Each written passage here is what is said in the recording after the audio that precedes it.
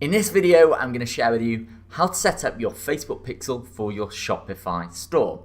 Now, there are two important reasons why you need to do this. The first one, you need to track your website visitors' behavior. So you're going to need to know, are they adding to cart? Are they purchasing? Or are they just browsing certain product pages? When you have this data, it's going to allow you to decide whether or not your campaigns are successful or not. And if you're not tracking, you might as well be guessing. The second reason, you're going to be able to create custom audiences based on people's behaviors on your website. So you can create an audience of people who've added to cart but not purchased. You can create an audience of people who've already purchased and then ask Facebook to create what's called a lookalike audience based on your group of purchases. So you're going to have a ton of highly qualified people in this audience that you can go ahead and show more ads to. Now I'm going to jump into my laptop now and show you how to do that. Now the first thing you need to do is go into your ad account. If you've got your ad account set up, you need to go to the top and type in pixels. You'll see it appears here. Go ahead and press enter. And it's going to open up a page just like this. If you see this page, it means that your pixel has already been set up. If it's already been set up, you just need to go ahead and copy this code here. Now, if your pixel hasn't been set up, it's going to look a little something like this. In which case, you're going to scroll down and click Create Pixel.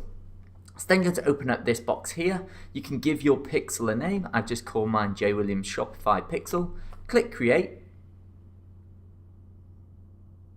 It's going to tell you that your pixel has now been created. And then it's going to ask you to set up your pixel. You're going to want to click manually install the code yourself. You're then just going to go ahead and click the cross. And all you're going to do is take this pixel ID and copy this pixel. You're then going to go into your Shopify store.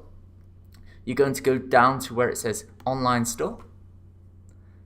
Scroll down to where it says Preferences.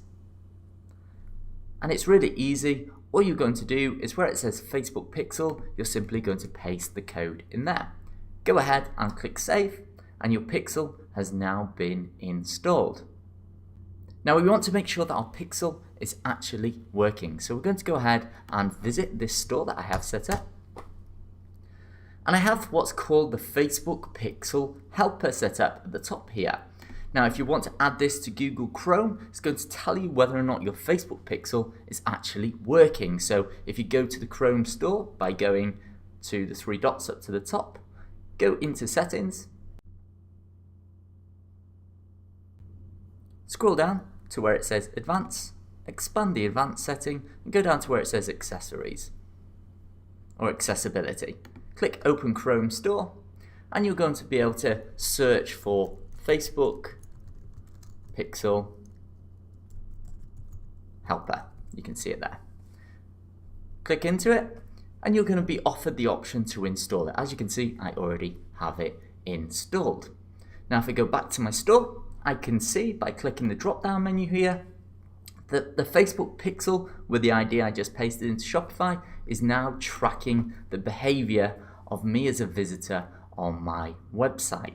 Now, if I definitely want to confirm this is fired back to Facebook and if Facebook is tracking this, I can click View Analytics and it's going to open up my analytics within Facebook Business Manager. You can see one unique user currently on the site, and if I go down to events, I should be able to see the event that has actually taken place. So we can see there has been one page view today, which is this one here, and that was the event that was fired when I visited this specific page. Now, as a result of this pixel being set up and actually firing back to Facebook, I'm going to be able to create what are called custom audiences. So if I go back into Facebook and I click on type in audiences in here, and it'll open up my audiences. You can see I currently have no audience set up, so I'm going to go ahead and create a custom audience.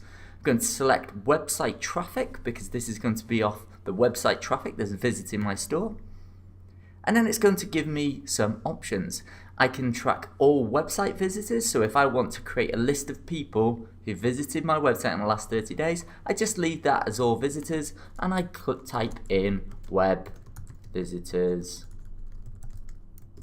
30 days. This is going to continually update as more people come to your website.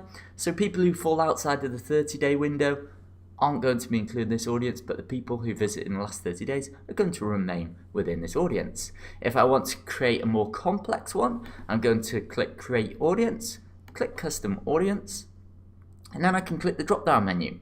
And you can see here, I'm going to have events in here. Now, as more and more events fire, you have an event for purchase, you have an event for add to cart, they're going to appear in this menu here.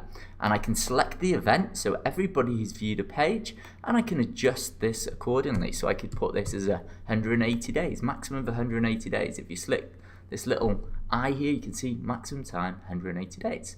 If I want to refine further, I can layer this. So if, for example, I want a specific product page, so if I have a product page with a URL that contains products, so let's say, for example, my website was www.jwilliams.com/product, and then the name of the product in here, all I would need to do is put product in here. And anytime a page with that particular label on it is loaded and the Facebook pixel fires, the people who are visiting that page will be added to an audience. I can go ahead and name that audience, or I can take it one step further, but I don't recommend you do this at this stage, is exclude an audience. So I can exclude audiences in here as well. What I recommend is that you create specific custom audiences for people who've purchased, people who've viewed content, people who have visited your website, and when you're creating your Facebook campaigns, then you'll be able to exclude them through the custom audiences. If that's all confusing, let me know in the comments box below, and I'll definitely create a new video showing you what that all means.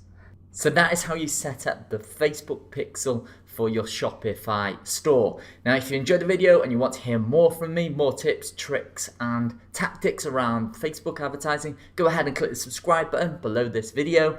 Or if you're interested in learning about the tips, tricks, and strategies around Facebook ads for e-commerce stores, then what I've done is I've put together a Facebook ads for e-commerce stores Facebook group.